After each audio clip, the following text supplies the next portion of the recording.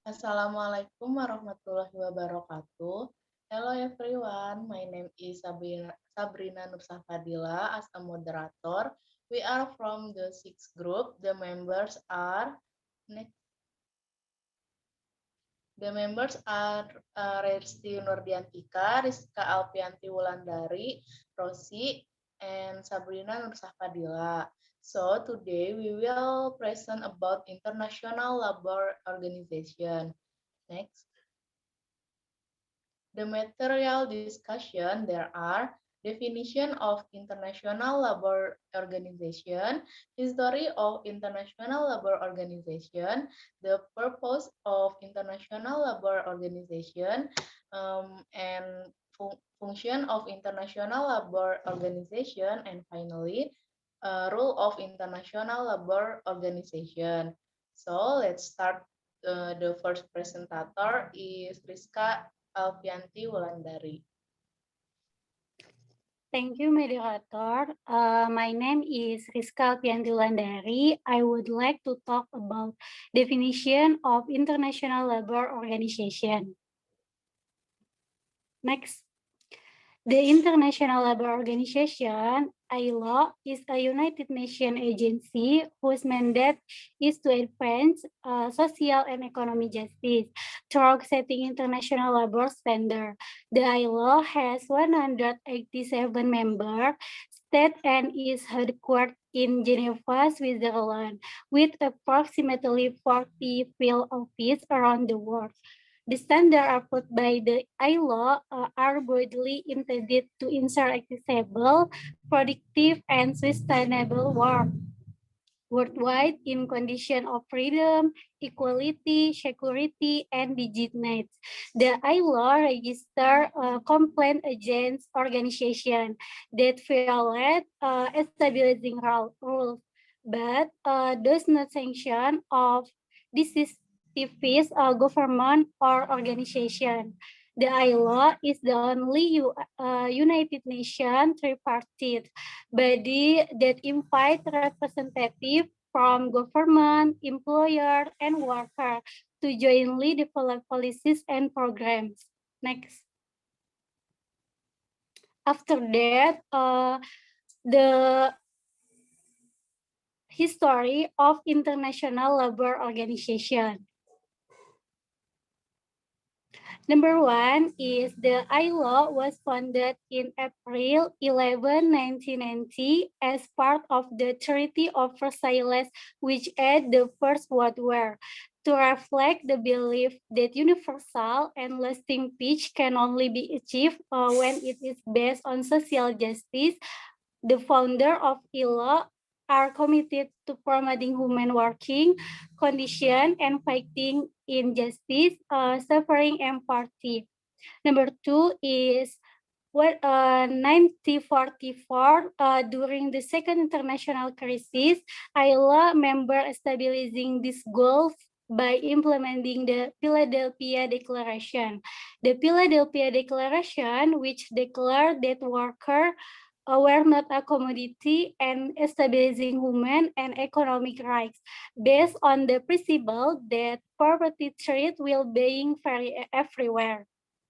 Number three is in 1946, the ILO became the first specialist agency under the United Nations that was named UFORMED. Number four is on the anniversary of its 50th anniversary in 1969, the ILO received the Nobel Peace Prize. The large increase in the number of countries that joined the ILO in the decades following World War II has brought many changes. The organization launched technical assistance program to increase expertise and provide assistance to government, worker, and employer around the world, especially in developing countries. In countries such as is Poland, Chile, and South Africa, ILO assistance on trade union rights has been successful in assisting their struggle for democracy and freedom. Next. After that, another important year for the ILO was 1998 when delegates attending the International Labour Conference adopt the ILO Declaration on Fundamental Principles and Rights at Work.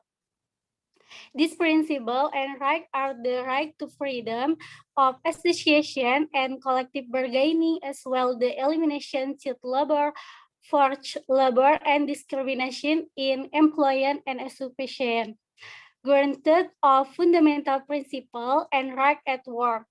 Based on this declaration is essential because it enables people to claim freely and on equal basis of opportunity, their fair share and to extract their full potential as human.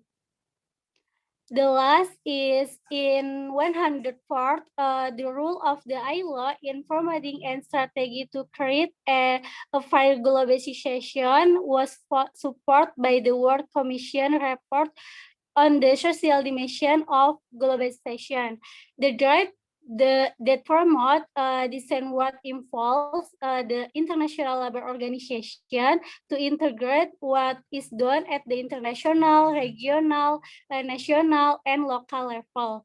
The International Labour Organization works actively with the United Nations and other multilateral agencies in developing policies and programs that support the creation of decent work opportunity as an important point to effort to reduce and eradicate poverty. Uh, I'd like to finish my presentation. Next will be continue my friend. Thank you. Okay, thank you. Next presenter is Resti Nurdiantika.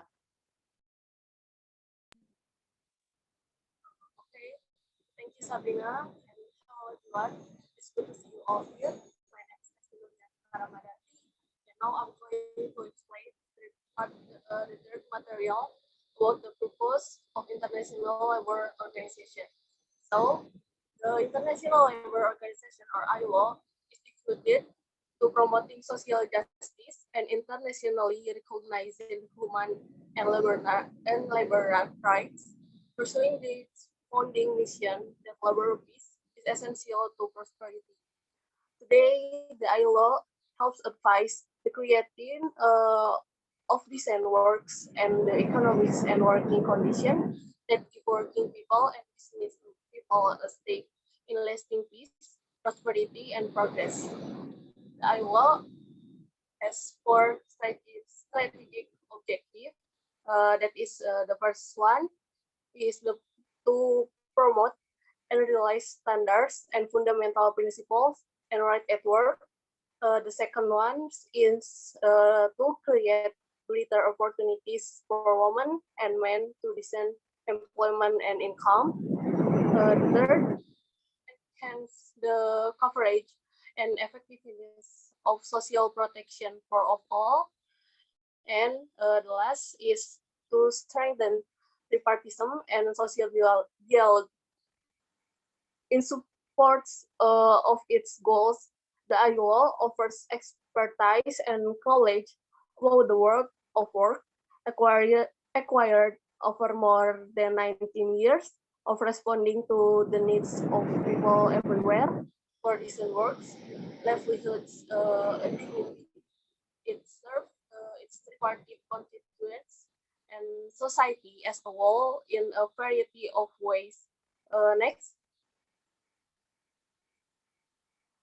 The variety of ways, including the first point is formulation of international policies and programs to promote basic human rights, improve working and living conditions, and enhance employment opportunities. Next, the creation of international labor standards backed by unique system to supervise their application. Next, an extensive program of international technical cooperation formulated and implemented in active partnership with constituents to help countries put these policies into practice in an effective manners. And last, to training, education, and research activities to help advance all of these efforts. Next. Back.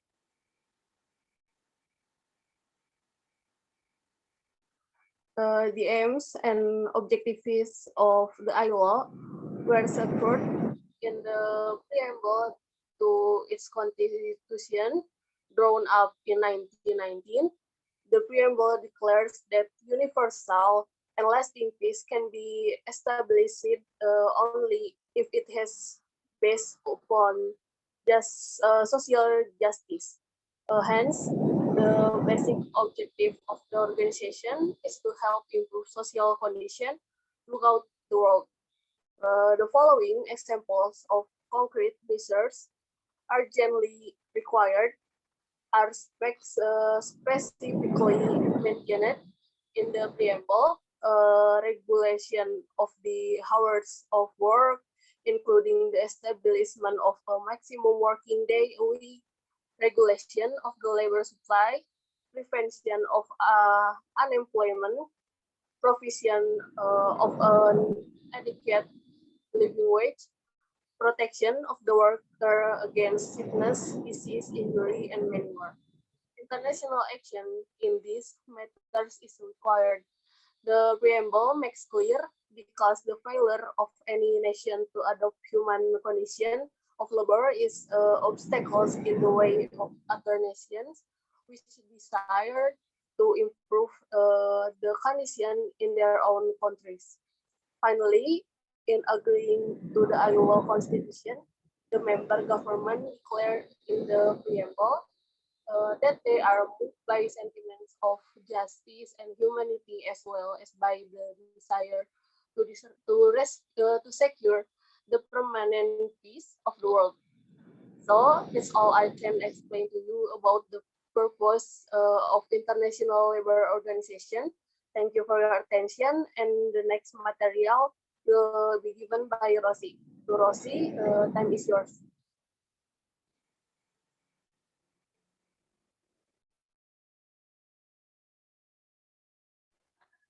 Next, regarding function of the International Labour Organization, number one, get the change job. Work is a summary of the various aspirations of the community in their working life. It involves opportunities for productive work and earning a fair income, security at work, and social protection for their families. Decent work means better prospect for personal development and social integration, as well as freedom for people to raise their concerns, organize, and participate in the decisions that affect their lives. Number two, freedom of association, the right of workers and employers to form and join organization of their choice is an integral part of a free and open society. Number three, the ILO seeks to tackle all aspects related to forced labor. The ILO seeks to address the problem of forced labor and the condition that lead to this practice by establishing a special action program for forced labor. In collaboration with workers, employers, civil society, and other international organizations, the ILO seeks to tackle all aspects of forced labor. Number four, avoiding employment that is discrimination, limits opportunities, and thus fosters the talent of a person who is needed to advance the economy. Next. Number five, the ILO is committed to helping countries extend social protection to all groups of society. Number 6, safety and health. The ILO places special emphasis on developing and implementing a culture of prevention in occupational safety and health worldwide. Thank you. Okay, thank you, Rosie. Next, role of National Labor Organization. Next,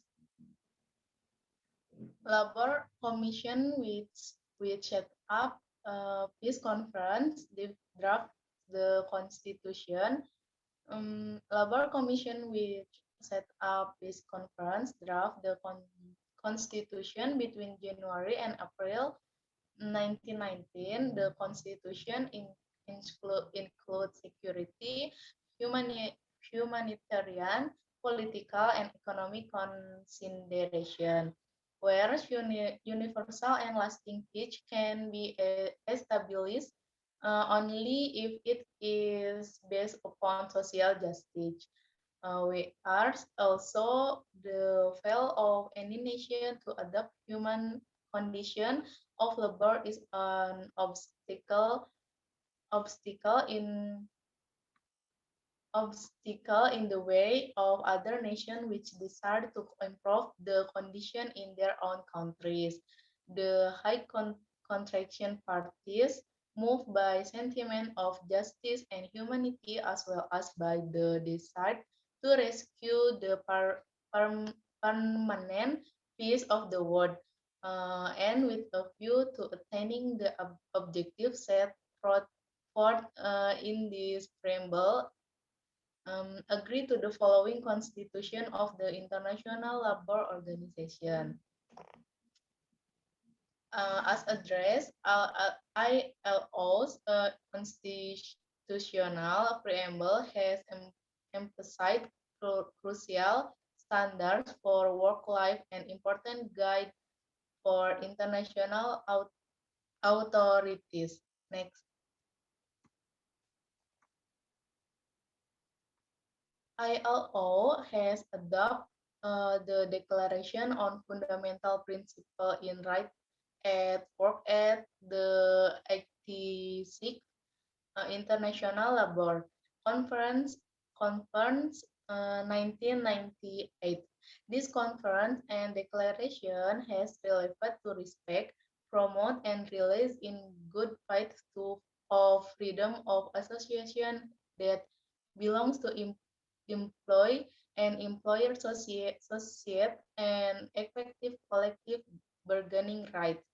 Moreover, conference promised member countries to make effort for elimination for or compulsory labor, effectively prohibition of skilled labor, elimination of discrimination in employment and vocational levels. In this declaration indicates that member states obliged to comply with basic principle of the declaration. Even if they have not seek relevant agreement with this declaration and its building obligation of obeying fundamental employing right, anti-discrimination principle in employment, and prohibit of child labor become mandatory in order to create standards and maintain development of labor law for every member state. According to all mentioned above, it is important to consider that member states which have not ratified convention may still their law or practice in response to the principle established by the ILO. Furthermore, ILO has monitoring mechanism to evaluate and promote the convention of the member state to convention, conference, standards, ILO regular reporting structure. Each member nation must regularly report the extent to which its national law is consistent with ILO convention and recommendation. Next. According to ILO perspective, international labor standards are promoting decent and productive work in conditions of freedom, equity, security, and dignity.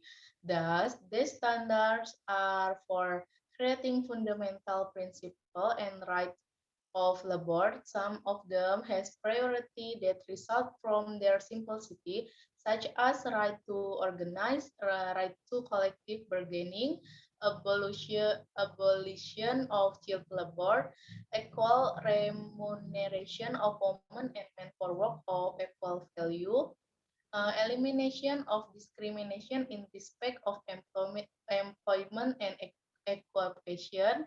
Some of these rights are minority, therefore member states should be and practice them even though they not ratified.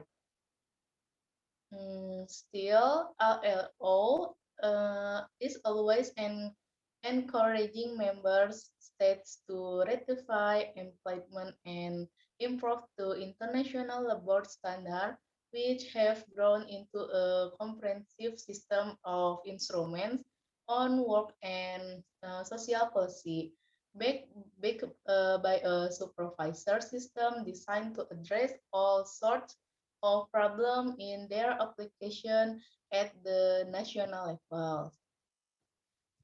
Maybe that's all from sixth group. Finally, that's our presentation. And now we are open a question session for audience who have any question are welcome. And for your question, can you put via emails? Finally, maybe it's useful for you all. I'm sorry if there are so many mistakes. See you. Wassalamualaikum warahmatullahi wabarakatuh.